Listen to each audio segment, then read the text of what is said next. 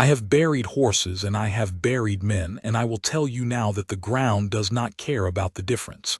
It takes them the same way, slow, reluctant, like it already has enough. But there is a third kind of burying nobody warns you about. It is the burying of a promise. And that one you dig with your bare hands, in front of a woman who was supposed to be a bride by autumn, while she stands there in a good dress she wore for nothing, watching you put the only man she ever wanted into a hole you dug with the guilt of still being alive. I owed Caleb Hartley my life. That is not a saying. That is a ledger entry written in my own hand that I could never pay. This is the story of the year I tried anyway, of the woman he left behind who hated me for breathing, of an old Apache man named Sella who taught me the difference between a debt and a burden when I could no longer tell them apart, and of how a man can change a woman's life forever without ever once being the man she wanted. Stay with me. Some of it I have never said out loud. The shovel broke on the second hour. Not the blade, the handle snapping clean where my palm had worn its slick, and I stood there in the red dirt holding two pieces of a tool the way you hold something that has just quit on you personally. The sun was straight up. My shirt was glued to my back, and behind me, close enough that I could hear the small, tight sound of her breathing, Ada Merrill said nothing at all. I want you to understand about the silence first, because everything else came out of it. A grieving woman who screams you can do something for. You can hold her, or fetch water, or say the wrong thing and let her be furious at you, which is a mercy of its own. But Ada did not scream. She stood at the edge of that shallow grave in her gray travel dress with the little pearl buttons, the one she'd been saving, and she watched me dig with a face like a shut door. Her hands were folded in front of her. Every so often her thumb moved over the knuckle of the opposite hand, back and forth, the only part of her that had not learned to be still. I threw the broken handle aside and knelt to keep going with the blade alone, scraping, and I heard my own voice come out rough. "It won't be deep as it ought," I said. "I'll set stones on it. Nothing'll get to him." She did not answer that either, but I felt her look at me then, the first time all morning she'd looked directly at me, and it was not a kind look. It was the look you give a man who has come back from a river his friend did not come back from. I deserved it. I want that on the record too. Let me tell you how I knew Caleb, because you cannot understand the grave without the man in it. We met in Kansas, both of us 17 and stupid, and certain the whole country was leaning our direction. He had a laugh that started in his chest and arrived at his face a full second late, so you always got warning, always got to brace for it. He could not sing, but did anyway. He kept his money in 3 places so he'd never lose all of it at once, and lost it all anyway, regular as seasons, usually to me at cards, and never once seemed to mind. When I took a fever outside Dodge that turned my lips blue, it was Caleb who sat up with me 4 nights, feeding me water off a spoon like I was a foal, and when I came out of it the first thing I saw was him asleep sitting up with his hat still on. I owed him from that fever. I wrote it down. I have kept a book since I was a boy, my daddy's habit, passed to me like a limp, a small thing I keep in my breast pocket, and in it I put down what I owe and what is owed to me. Not money, debts, the real kind.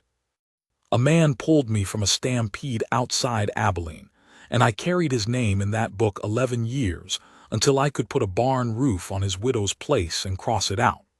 My daddy said a man who forgets his debts is a man who thinks he made himself, and no such man ever did. Under Caleb's name, over the years, the entries got long. The fever. The winter he gave me his coat and took the ague for it. The time he lied to a marshal to my face, smooth as milk, and rode 2 days out of his way so my mistake wouldn't find me.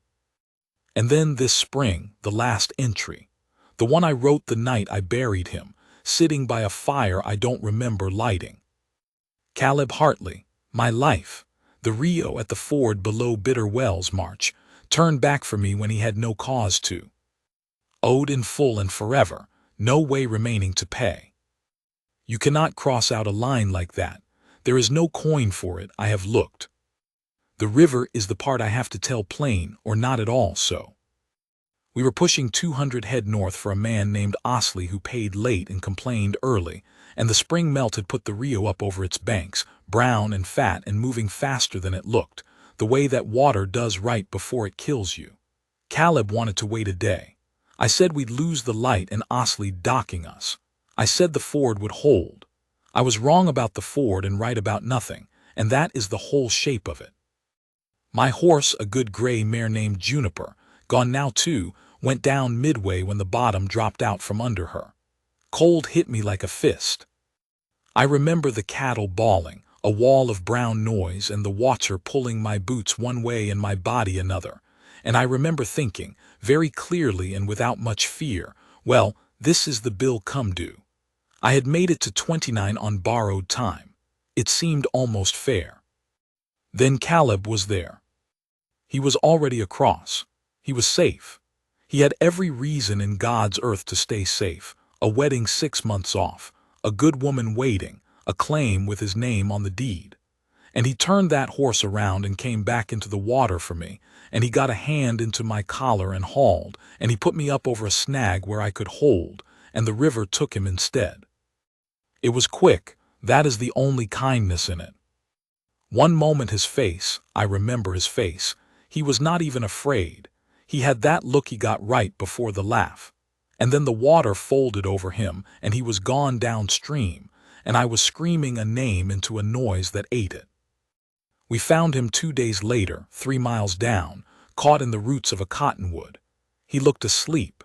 He did not look like a man who had traded his whole life for mine and gotten cheated on the bargain, but that is what he was.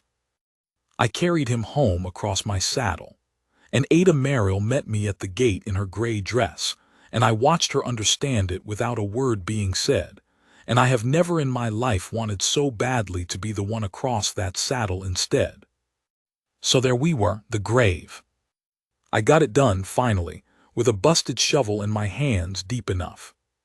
I lifted Caleb down. I'd wrapped him in the good wool blanket, the one meant for their bed, and Ada made a sound then, just one, a short cut-off thing like a hiccup with a knife in it, and pressed the back of her hand to her mouth. I laid him in. I climbed out, and I stood there filthy and shaking and could not for the life of me think of a single word that had any business being spoken. It was Ada who spoke.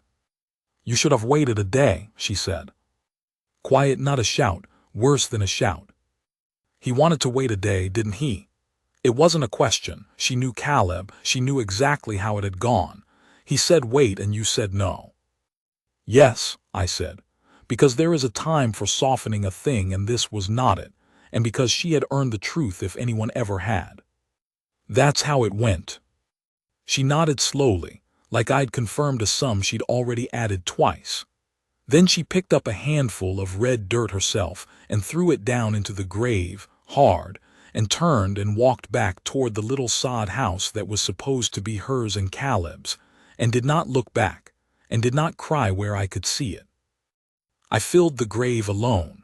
I set the stones, and I opened my book and looked at that last entry a long time, owed in full and forever, no way remaining to pay until the light went, and I thought, maybe there is one way. Maybe you cannot pay a dead man, but you can pay what he loved. It was the worst idea I ever had, and the only one I've never regretted. I stayed because there was no one else. You have to know how alone she was. Ada had come out from Ohio the year before, ahead of Caleb, to hold the claim. She was braver than half the men I've cowboyed with, though she'd have spat at the compliment, and her people back east were dead or done with her. Caleb was to be her whole family. The wedding, the babies, the front porch, the long, slow, ordinary life. All of it went into the ground in that wool blanket. What was left was a woman alone on a hardscrabble quarter section in Arizona territory, 40 miles from the nearest town worth the name, with winter coming and a cow, 2 goats, a dozen hens, and a hatred for the man who'd survived her intended. That man being me. I had a small spread of my own, a half-day's ride south, running longhorns, getting by. I could have gone home. Nobody would have blamed me. I want to be honest about my reasons, because I have had years to sort them and they were not clean. Some of it was guilt, plain and heavy as an anvil. Some of it was the debt in the book. But some of it, and this is the part took me longest to admit, was that being near the thing Caleb loved was the only place his death did not feel like the end of everything. Mending her fence, I could pretend I was mending something of his. That is a selfish reason dressed as a noble one, and I knew the difference even then and did it anyway. So the next morning I rode back, and I fixed the gate that had been hanging since March. I said nothing to her. She said nothing to me. She watched from the window like I was a coyote she hadn't decided about. The morning after that I split a cord of wood. The morning after that I found the well rope frayed near through and replaced it, which likely saved her a broken neck, and she came out onto the step and stood with her arms crossed and said, "I don't want you here." "I know it," I said, and kept coiling the new rope. "You think chopping my wood squares it?" Her voice cracked on squares. "You think there's a chore in the world that squares it?" I stopped, I looked at her, and I told her the truth, which by then was the only tool I had left. "No, ma'am," I said. "I don't think there's anything squares it. That's exactly why I'm still here. If it could be squared, I'd have squared it and gone, and you'd never have to see my face again, which I know you'd prefer. But it can't. So I'm going to keep coming, and you can hate me the whole time, and I won't hold it against you, because I hate me a fair amount myself these days, and I understand the impulse." She stared at me. Her thumb was going over her knuckle again, back and forth. And for just a second I have wondered about this second for years. Something moved behind her face, some small crack in the shut door. Then it closed. "There's a hole in the barn roof," she said, and went inside. I fixed the hole in the barn roof. It was, I think, the first thing she ever gave me. A chore, a way to stay. She would have died before she called it that. Now I have to bring in Sella, because Sella is where the story turns from a story about the dead to a story about the living. And because I promised you dignity, and I mean to keep the promise better than the times we lived in did. I had known Sella 9 years by then. He was Chiricahua, and in those years being Chiricahua in Arizona territory was a thing the government had opinions about, none of them kind. His people had been pushed onto the San Carlos land. The army called it a reservation, and the men who'd been there called it worse, flat and hot and sick. A place chosen the way you choose a thing precisely because nobody would fight you for it. Some had gone. Some had gone and slipped away again. Sella lived, when I knew him, in a kind of margin. A man who traded, who kept his family fed, who walked a line so narrow I don't know how his feet stood it, between soldiers who'd have jailed him and his own, who'd have called him too patient with people who did not deserve his patience. He was not a wise old Indian out of a dime novel. I want that plain. He was a man. He was often tired. He had a dry humor that took me 2 years to even notice because it came out flat as a griddle. He grieved, Lord, he grieved. He had put more people in the ground than I'll ever know the count of, whole strings of names the army had made into numbers, and he did not perform it for anybody. He had a daughter, Dasha, maybe 16 that year, quick and watchful, who could set a snare I couldn't find with my hand on it. We traded. That is how it began, and for a long time all it was. I had beef and coffee and needles and lead.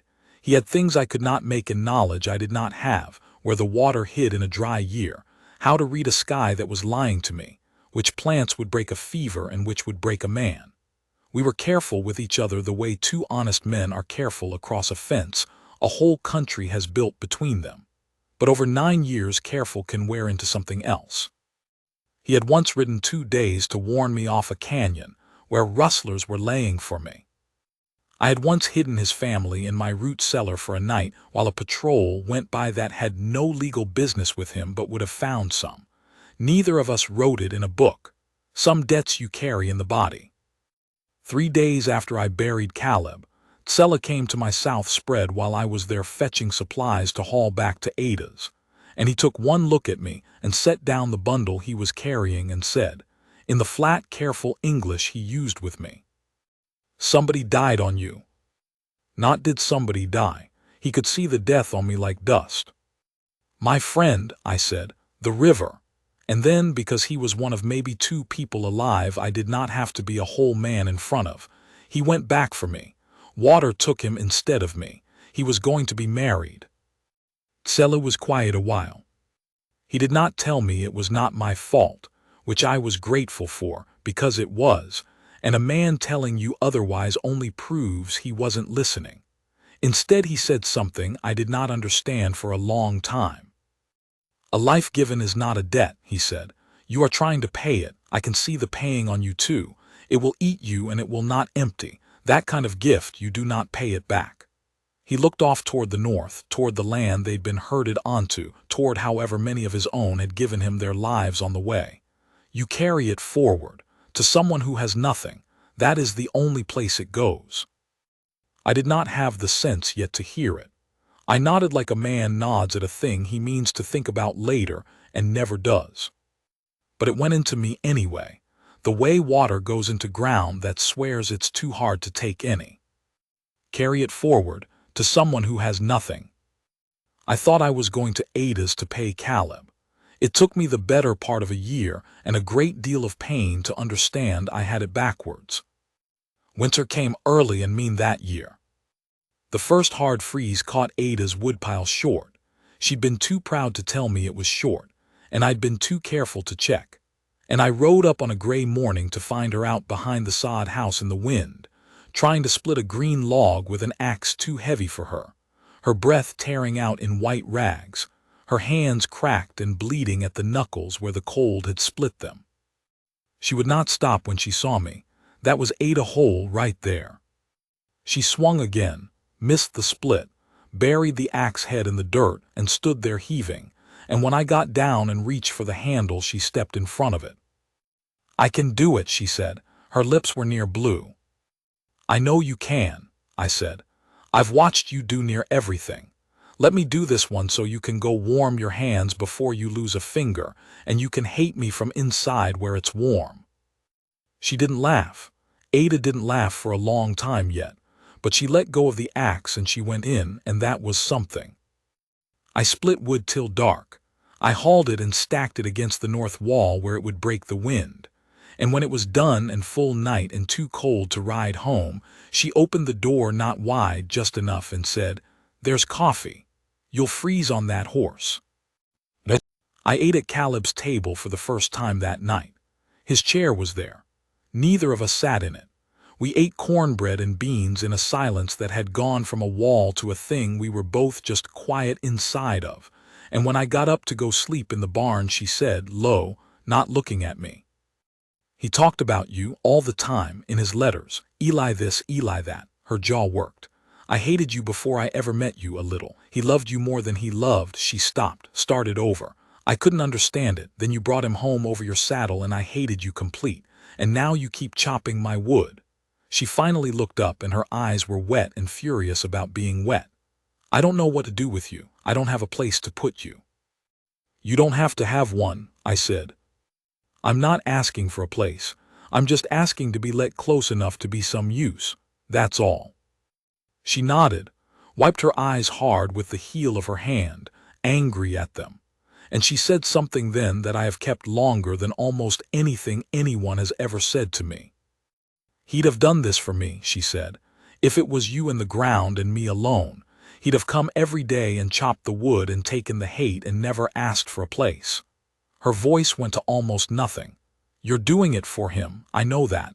Don't think I don't know that's what this is." And I opened my mouth to tell her yes. That's exactly what it is. I'm paying a debt to a dead man, because that is what I still believed I was doing, right up to that second. And I found I couldn't say it. Because it had stopped being true somewhere I hadn't noticed, and I hadn't the first idea when. I rode home the next morning under a white sky with snow coming, and somewhere on that cold road I took the book out of my breast pocket and read that last entry again. Owed in full and forever, no way remaining to pay. And I thought about Tsela. A life given is not a debt. you carry it forward to someone who has nothing. Ada Merrill, who had come west for a life and gotten a grave, who had nothing now but a hard quarter section and a cracked pair of hands, and a hate she was too honest to keep clean, who had let me split her wood and eat at her table and had said, "I don't have a place to put you," like a woman looking around a bare house wondering where a new thing might sit. I did not have words yet for what was starting.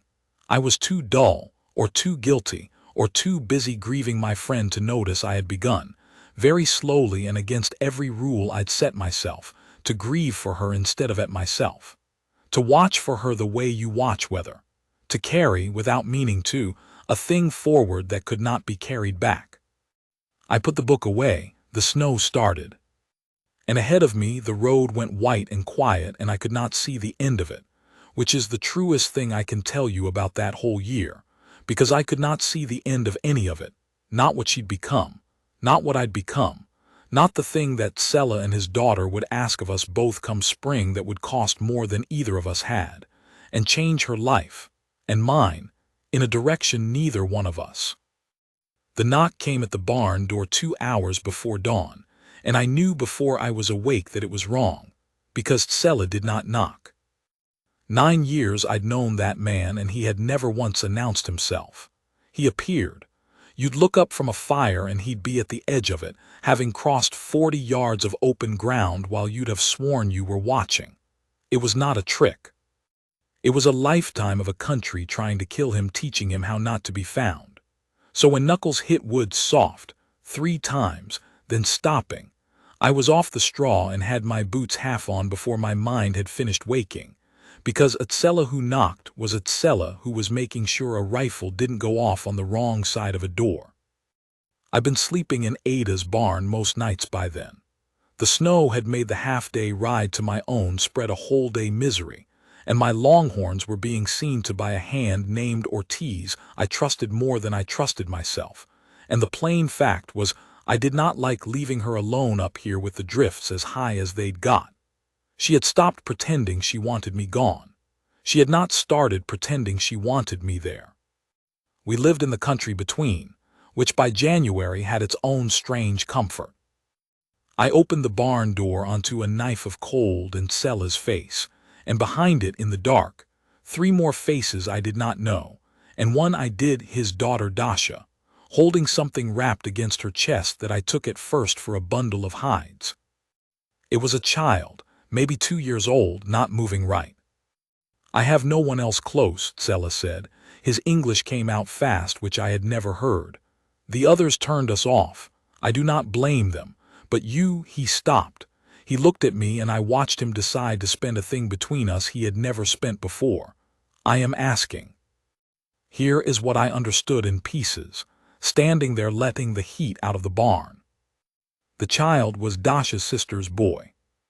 The sister was dead, the coughing sickness that went through San Carlos that winter like a scythe, the kind that came from too many people penned in a bad place with bad water, the kind the newspapers back east never had a word for because it did not make a story. The boy had it now.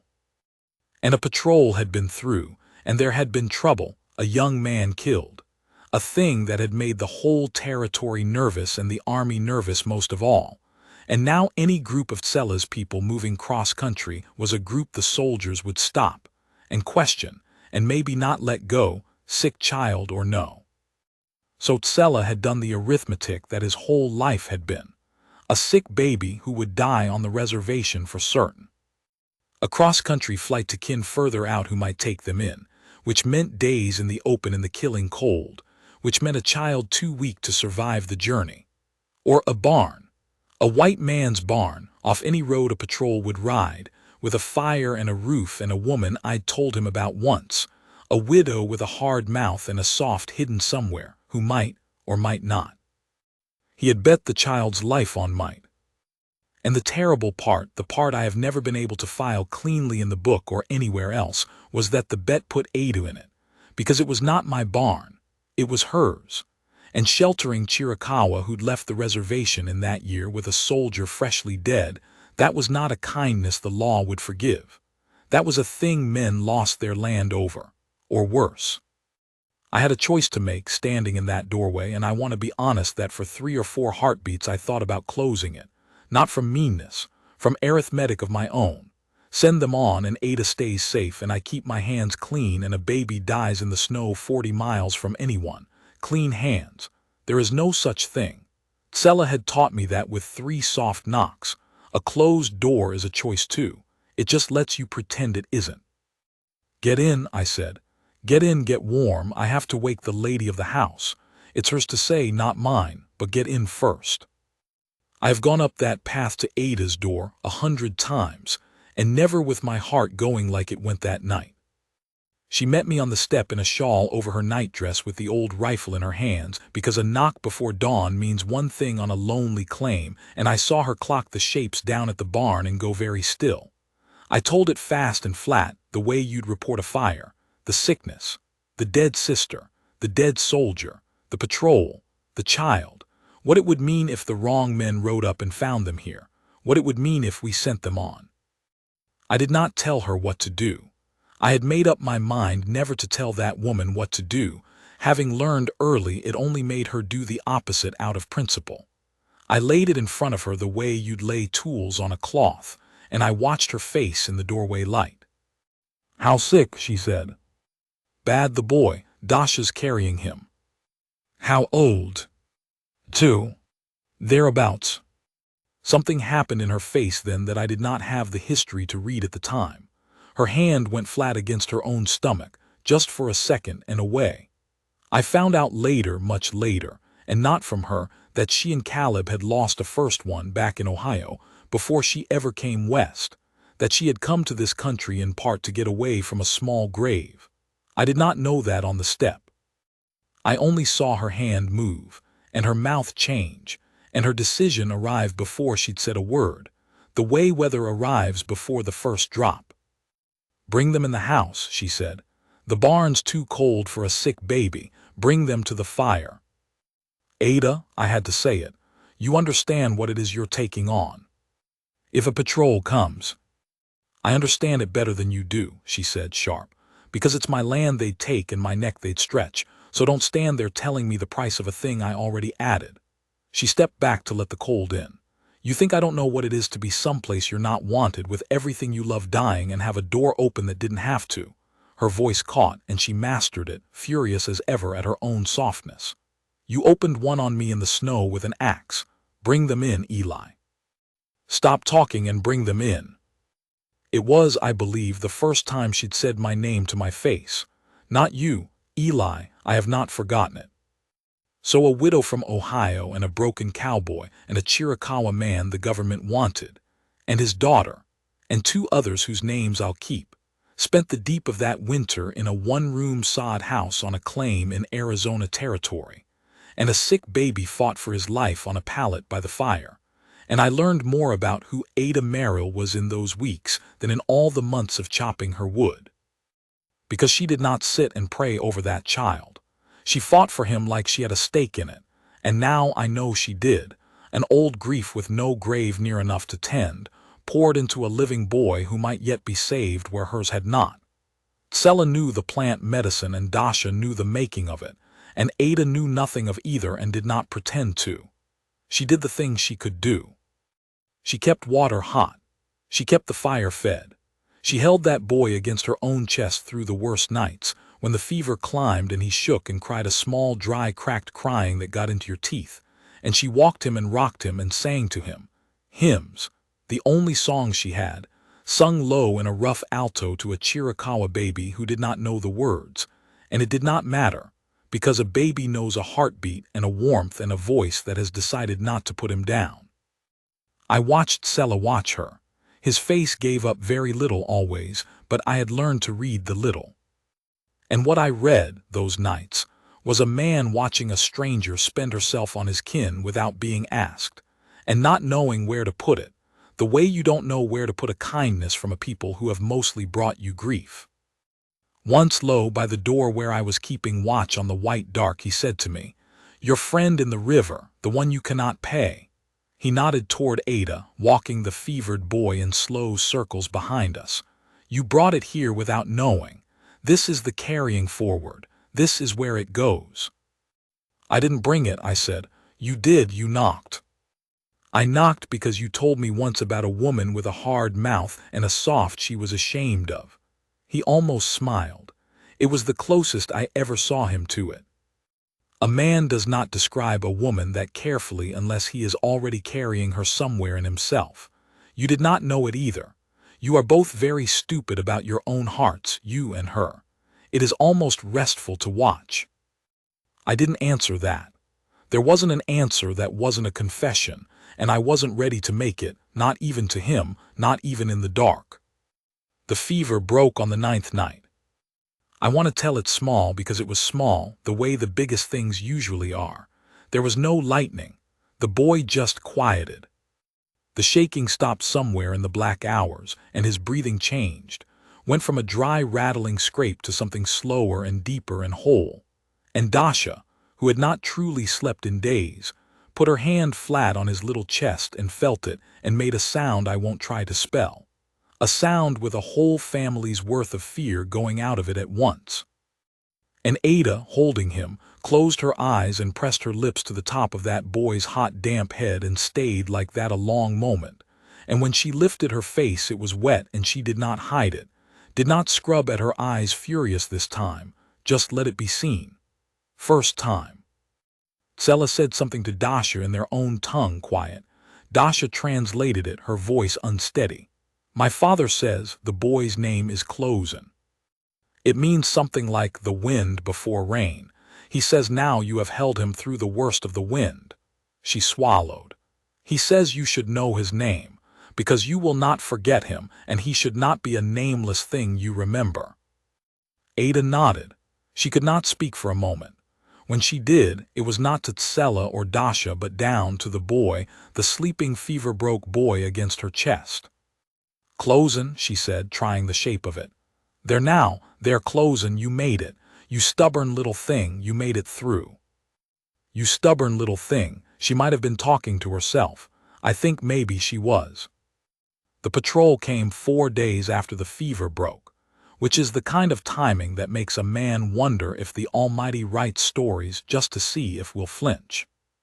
We had warning Dasha, up on the ridge at first light, came down fast and silent, and Sela had his people and their few things moving toward the root cellar before I'd finished pulling my own boots on. This was old practice for them, terrible old practice, a family that knew exactly how to become nothing in under a minute because their lives had made a skill of it. The cellar door was under the floor rug under the table. In they went. Ada set the rug, set the table over it, put a pot of beans on the fire to make the room smell like a room where nothing was hidden. Then she did a thing I did not expect and have never fully gotten over. She took Caleb's chair, the one neither of us had sat in since March, the one that had stood at the table like a headstone, and she sat down in it. Hard, like she was claiming it. And when I looked at her she said, low and fast, a widow alone reads wrong to soldiers. A widow with her hired man, sitting at her own table like she owns the ground, reads like nothing worth a second look. So you're my hired man, Eli, and I'm hard and I'm dull and I've got no interest in anything but these beans.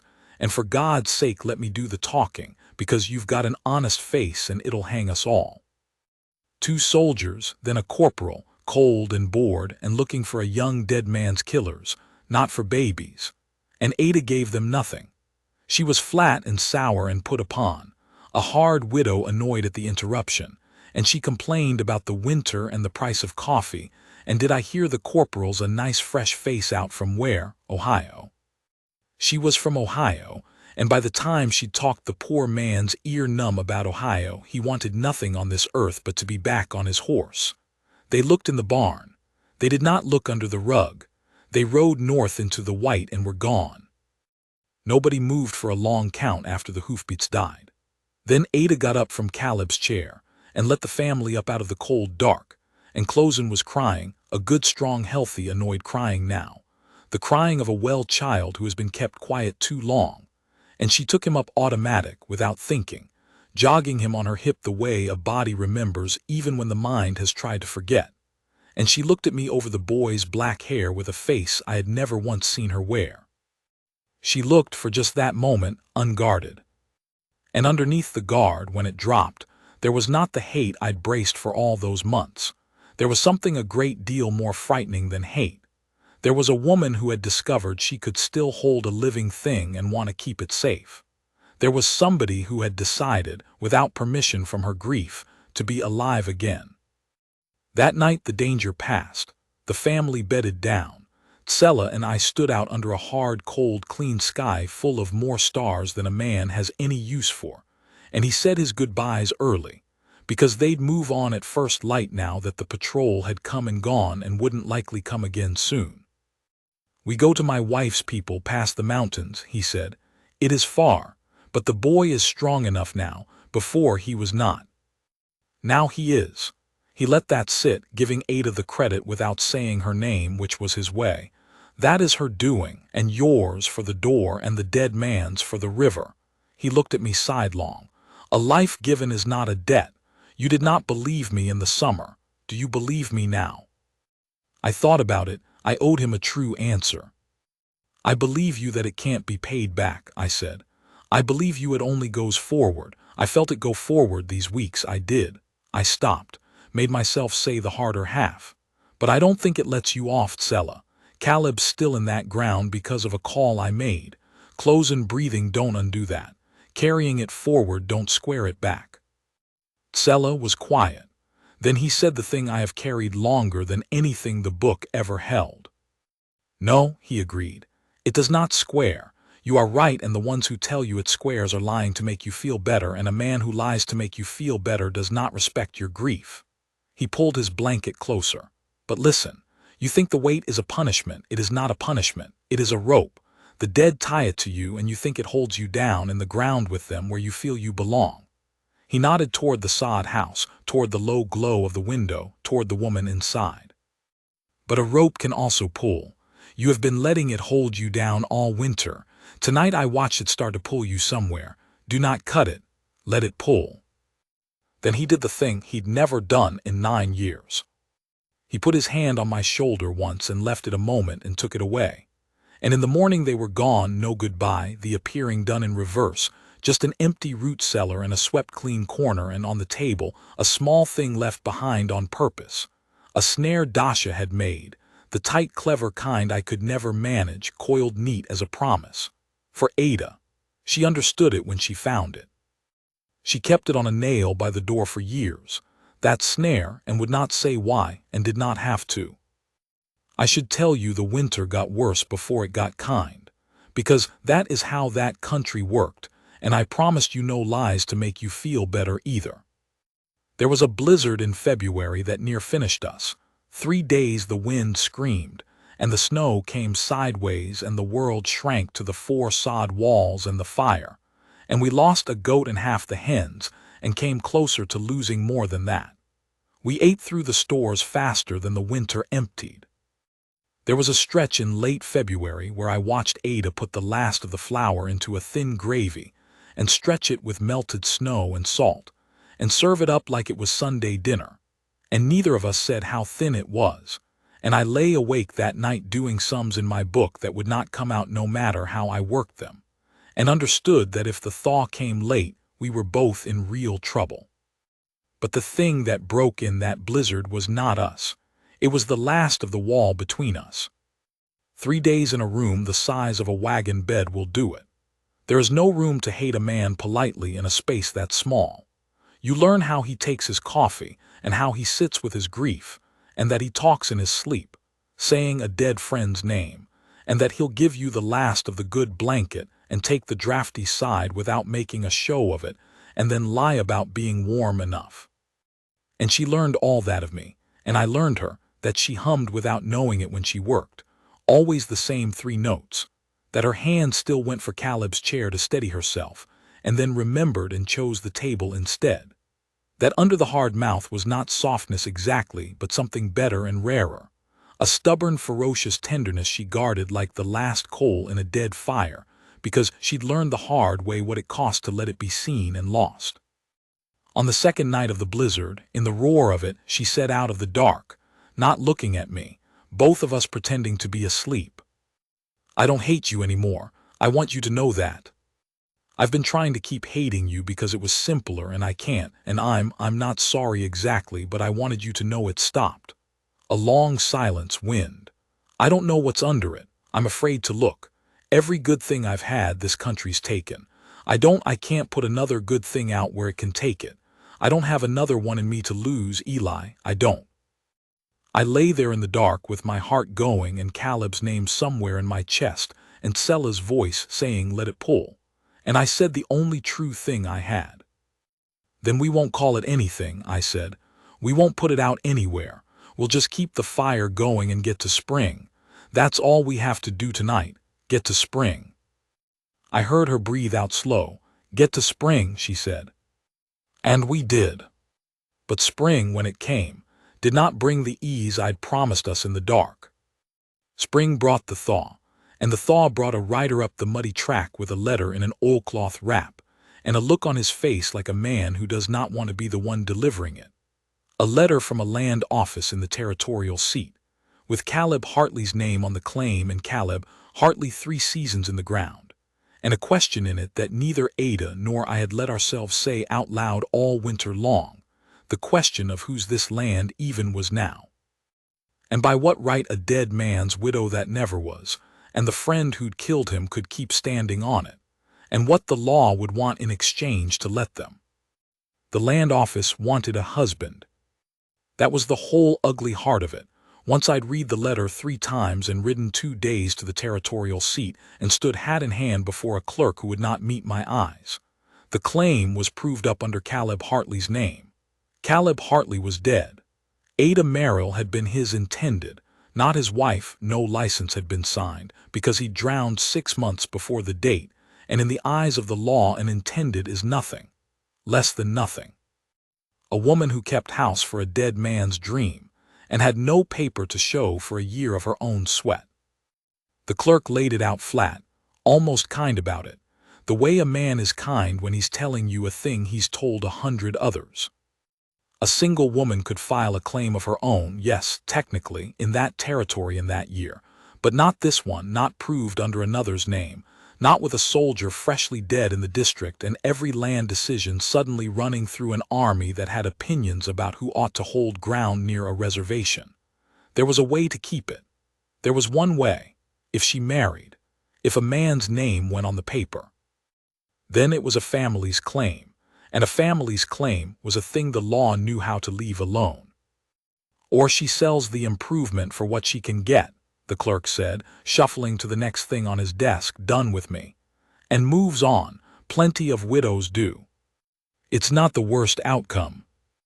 I rode home with that in my saddlebag like a coal I couldn't put down, and somewhere on the muddy spring road I understood the trap of it complete, because I could marry her. That would solve it. My name on the paper, the land safe, Ada kept on the ground she'd bled into. Clean, simple. And it would be the single most dishonest thing I'd ever done, and she would know it, and it would poison the one good thing that winter had grown between us, because she had said it plain in the blizzard dark. Every good thing this country's taken, and a marriage of convenience to the man who'd killed her Caleb, done to satisfy a clerk, would be the country taking one more. I could save her land and lose her, or keep faith with her and watch her lose the land. I have made hard calls in my life, standing at a river telling my best friend the ford would hold. That one I'd give my hands to take back. But the call I made on that spring road was the first hard one I ever made right, and I want to set down how I came to it because it wasn't cleverness. It was Tsella. A life given is not a debt, you carry it forward, and under it the newer thing he'd said, out under all those stars, you think the weight holds you down. It is a rope. Let it pull. I'd been trying all along to pay Caleb by taking care of what he loved, and a marriage of convenience was just the old debt arithmetic in a wedding coat. Here, I'll take the burden off you, I'll fix it, I'll square the ledger. But you cannot square a life. Tsella had told me that a dozen ways. The only thing you can do with a gift that big is give it forward, freely, asking nothing. Or it isn't the gift going forward anymore. It's just a debt wearing the gift's clothes. So I decided, on that road, that I would not fix it for her. I would lay it in front of her the way I'd laid the tools on the cloth the night I asked her to shelter a sick child, and I would let it be hers to say. Even if she said the wrong thing, even if she sold up and rode east and I never saw her again. Her life, her call, that was the only honest way to carry it forward, and I'd have rather cut off a hand than dishonor Caleb's gift by turning it back into a debt at the very end. I told her at the table, with the letter between us and the clerk's words as plain as I could make them. She listened without moving. When I got to the part about marrying, her jaw went tight and her eyes came up to mine, and I saw her brace for it, for me to make the offer, to be noble, to hand her a rescue she'd have to either take on shameful terms or refuse and lose everything. She was already gathering herself to refuse. I could see it. I could see her deciding to lose the land rather than be saved like a thing. So I got ahead of her. "I'm not going to offer to marry you to fix this," I said. "I want to say that first before your pride and my guilt get in a room together and do something stupid. I could. My name'd hold the land. But it'd be a lie on paper made out of the worst day of both our lives, and you deserve better than to be rescued by the man who put Caleb in the ground, and Caleb deserves better than to have his gift to me turned into a business arrangement over a clerk's desk." I made myself keep going. "So I'm not offering that. What I'm doing is telling you the truth of where you stand, and then I'm going to shut my mouth, and it's yours to say. All of it. Keep it, sell it, marry some other man you don't hate, go back east, it's your life, Ada. It was never mine to fix. I only ever had the right to help you carry it, and that's all I'm asking to keep doing, whatever you decide." She stared at me a long time. Her thumb went over her knuckle, back and forth, the old habit, and then I watched it. She made it stop, set her hand flat on the table, chose to be still on purpose. "You rode 2 days," she said slowly, "to a land office to find out how to keep my land, and then you rode 2 days back, to tell me you won't lift a finger to keep it for me."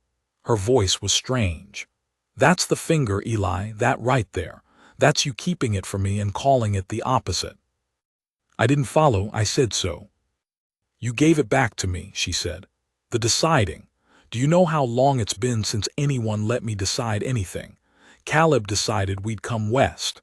The river decided I'd be alone. The clerk decides I'm nothing without a husband's name.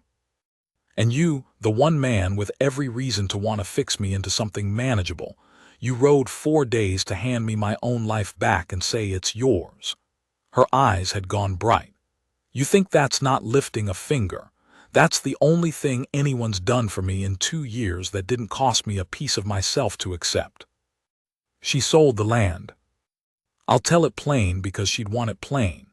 She thought on it 3 days, walked every corner of that hard quarter section she'd bled a year into, stood a long while at Caleb's grave under the stones I'd set, and then she told me she was selling the improvement for what it would fetch, and she was not marrying a clerk's convenience to keep dirt that had cost her everything she came west with. She said it without bitterness, which was the thing that stopped my heart. She'd found the far side of the bitterness somewhere in the winter. She said it like a woman deciding the shape of her own life for the first time. "This land was Caleb's dream," she said. "Not mine. I never told him, but it wasn't. I came for him. And he's not in the land, Eli. I looked, all winter I looked, and he's not in the fence posts or the well or the sod. He's in that boy breathing past the mountains. He's in the door we opened. That's where Caleb went. Not here." She looked around at the low sod walls one last time. "I'm not going to spend my one life guarding a grave and a dream that were never mine, just because losing them scares me. I've done enough being scared." So we sold it. It fetched little. And here is the ironic turn of the whole thing, the reversal I didn't see coming even as I was living it. I had spent a year believing my job was to keep Ada standing on Caleb's ground, to preserve the life he'd meant her to have. And the truest thing I ever did for her was help her walk away from it. The man she was meant to marry had brought her west to a dream. The cowboy friend, the one she'd hated, the one she never chose, changed her life forever by handing her back the right to want something else. That's the thing about the title of this. if a story like this has a title. She lost the man she was meant to marry. And the friend who took his place in her days never once took his place in the way you'd think, never became the husband, never filled the chair. He did something both smaller and larger. He gave her herself. We took the little money, and we didn't marry. I want to be careful here, because this is the part people always want to bend into the shape they expect, and I won't bend it. Ada and I did not fall into each other's arms and ride off to be man and wife. It wasn't that. It was never quite that, and I've stopped apologizing for the story not being that. She came south to my spread, my Longhorns, my honest little place, because it was the practical thing and because neither of us could figure how to be far apart anymore, and we lived there, and we worked there. And for a long time we did not put a name on it, just like I'd promised her in the blizzard. She kept her own room. She kept the snare dasha made on a nail by her door. She hummed her 3 notes over the wash. Some nights she'd go quiet and I'd know Caleb had walked through the room, and I'd let him, and not compete with a dead man for space in her, because that was a race no living man wins and only a fool enters. And some seasons in, I couldn't tell you the day, there wasn't a day, it turned into a marriage after all, the real kind, the kind that isn't for a clerk. Not because I'd rescued her, because she'd decided to. Her choice freely made, asking nothing, given forward, the only kind of love Tsella's whole hard philosophy had ever left room for. We never did make much of the ceremony. A circuit preacher, a Tuesday, 2 ranch hands for witnesses, Ortiz crying like a baby in the back. She wore the gray dress with the pearl buttons, the one she'd saved for Caleb and worn to his grave. She wore it on purpose, and when I started to speak she put her hand up. "Don't," she said. "I know what you're thinking. I'm not wearing it for him. I'm wearing it past him. There's a difference, and I finally learned it, and I'll thank you not to make it sad when I've decided it's not." So I didn't, and it wasn't. I have to tell you about the book. That last entry, the one I couldn't cross out. Caleb Hartley. My life. Owed in full and forever, no way remaining to pay. I carried it in my breast pocket through all of it, the winter, the patrol, the land office, the Tuesday wedding. I'd take it out sometimes and look at it and feel the old anvil settle on my chest. Because Tsella had told me true, it never emptied. The paying never squared it. Ada in my life, close and breathing past the mountains, none of it crossed that line out. I'd tried, God knows. You cannot pay a dead man. I have looked all the ways there are to look. It was Ada, in the end, who fixed the book, and she didn't know she was doing it. Years on. A summer evening, the 2 of us on the porch of the honest little place, and she was mending and humming, and I had the book out, worrying that old entry like a sore tooth, and she looked over and saw what I was looking at, because by then she knew the book and knew that page. "You still can't cross it out," she said, not a question. "No way remaining to pay," I said. "There isn't. He gave me my whole life. There's no coin that size." She put down her mending. She thought a while, the way she did, taking her time, and then she said the thing that I finally, after all those years, wrote into the book underneath Caleb's line, in her words, because they were truer than any I had. "You keep trying to pay him back," she said. "But a gift like that doesn't have a back. It only has a forward. You didn't get his life to keep even with him. You got it to spend." And Eli, she gestured at the porch, the land, the low sun, at herself sitting there alive and chosen and unafraid, at the whole shape of the years that had come out of one man turning a horse around in a brown river. "Look what you spent it on. Look what came out of it. That's not a debt unpaid. That's a debt invested. He'd be so glad. You keep grieving like you cheated him. You didn't cheat him. You carried him forward. Now cross the fool thing out." And I understood, finally, what Tsella had been trying to hand me from the very first day, standing in the summer light seeing the death on me like dust. A life given is not a debt. I had heard the words for years, and only that evening, in Ada's voice, felt the floor of them. I did not cross the entry out. She was wrong about that one small thing, and I told her so, and she allowed it. You don't cross out a life. But underneath it I wrote a second line, and it's the last thing that page will ever say. Not owed, given, now given forward. EH and A. The A is hers. She took the pencil and put it there herself. Closin' we heard of twice. Once, maybe 4 years on, a trader who moved between the territories brought word without knowing he carried it. A story he'd picked up past the mountains of Tsella's people, of a boy the family called the one the widow held, which is a thing they'd apparently kept saying, kept telling. A small legend of a hard winter and an open door. The boy was strong. He was running foot races and losing his milk teeth and being, by all accounts, a holy terror.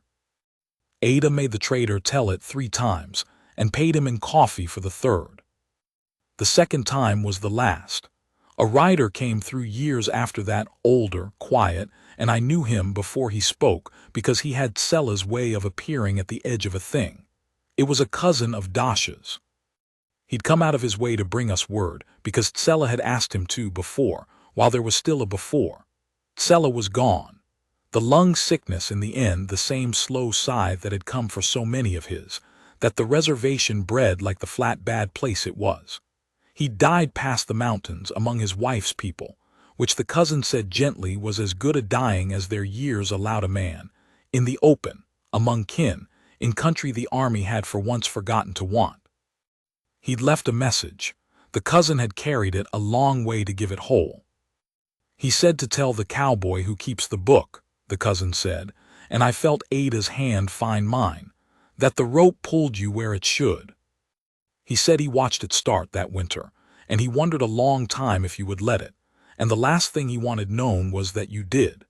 He said, the cousin paused, getting it right, honoring it, he said, tell him a debt eats a man from the inside, but a gift carried forward feeds everyone it touches, and I ate very little in my life and fed as many as I could, and it was enough, and he should not grieve me as a poor man.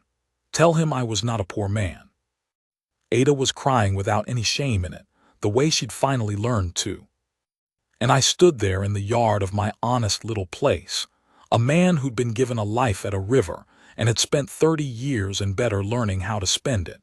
And I could not say a word, and did not need to, because the cousin nodded like he understood the not saying, being of a people who knew the weight of things you carry instead of speak. They left the way they always left, there and then gone. Ada is asleep in the house behind me as I set the last of this down. Old now, the both of us. The gray dress is long past mending, kept in a trunk. The snare hangs on a nail by our door, and every young hand who ever asked about it got told a different half-truth, because the whole truth was hers, and she doled it out to nobody. Her 3 notes she hums still, over the same wash, though her voice has gone to reeds.